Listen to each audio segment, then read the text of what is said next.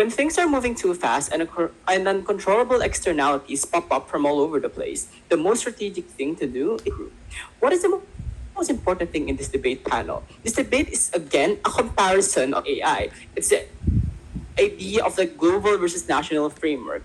Opposition's case is just a negative case of saying that, oh, when you're going to have decentralized powers on a global scale, you have the West still being the monopoly or like at the top of this thing, right? But that doesn't really change on their side of the house if they're going to be like relying on like national frameworks. So this cannot be the comparative. The comparative is on the idea of like to prevent harms on us on a much bigger scale on how we're going to be able to maximize the distribution when it comes to like this piece of technology. A few floating responses off the top of my speech before I move to my extensions. First, even if the US is like a leading AI power, it still has strong incentives to participate in a global framework because coordination can lock in its relative advantage while reducing systemic risk. If you are ahead in globally agreed costs or safety that leads and from accelerating recklessly to catch up. If a coalition of major economies establishes global AI safety standards,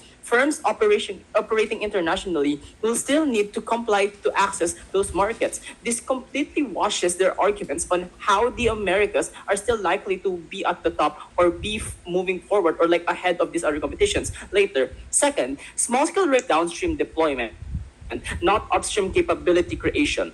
If a country regulates how AI is used domestically but has no authority over where and how frontier models are trained, it is merely reacting to outputs rather than shaping the source of the risk. Third, leader of opposition talk, and the difference between meat, fruits, and vegetables is that even if these are exportable, the nature of AI as a technology and industry affects the entire world given its capacity and less. A lot of the pushes of leader of opposition assumes no existence of domestic and local governments. Once we are able to have and create this free be implemented from the top down, of which these countries, if they want to import and export to comply with, their case institutions do not exist.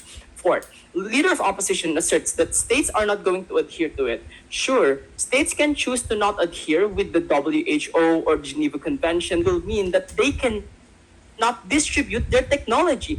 This is as opposed to full monopolistic control over Trump and the West with the reciprocal tariffs. This skews the landscape of development on who can compete and on our comparatives who want to participate have international implementing rules and regulations. Lastly, the example of the leader of opposition about strong influence from the US and China undermine the principle and practicality of the hegemonic powers we precisely prevent from over influence made, distributed, and consumed like in the status quo. Let's just flip their case on compliance, for example. They say that global frameworks does not impede sovereignty, so these countries do not need to follow these regulations to actually be held, right? This is untrue because Kuya Yusuf already explained this idea of the World Health Organization or Geneva Conventions, where these countries need to participate if they want to get the benefits when it comes to this international. So meaning that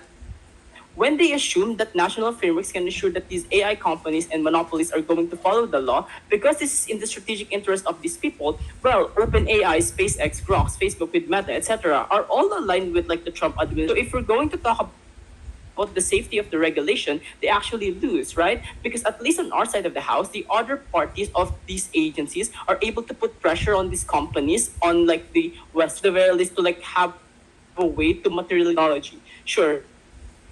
You're not actually responding to our case. The issue is you can't put pressure on rich companies without actively putting legislative laws on them. Do that are national countries. Can you please explain why they would rather concede their own national interests for an international regulation puts pressure on them?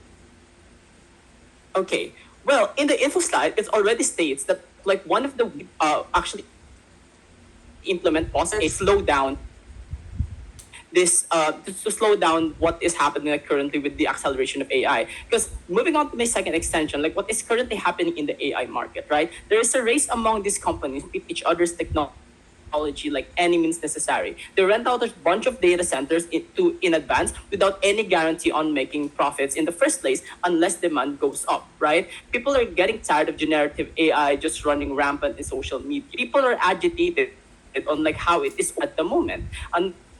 Another thing is that this rapid expansion isn't even producing the result that it promises. For example, when the latest version of ChatGPT was released, the company started losing profits. The reason crucial is because Kuya Yosef in this debate explains how this international AI safety agency is going to allow this technology to globally upscale in the first place. Which brings me to my last extension on the idea of innovation and okay, sure, when it comes to like the ability of these global frameworks to like have a sense of control over this national not going to be legislation, but that does not mean that when you have legislation in these national frameworks it's automatically going to be effective, because in developing countries a lot of the problems there is administrative feasibility, the ability to like enforce those rules, right? As opposed to when it's going to be it's going to be like a global framework, right? Administrative feasibility is not going to be accountability, because an international police is able to go into them and restrict their ability to maybe participate or collaborate, which is against the interest of these AI companies. Again,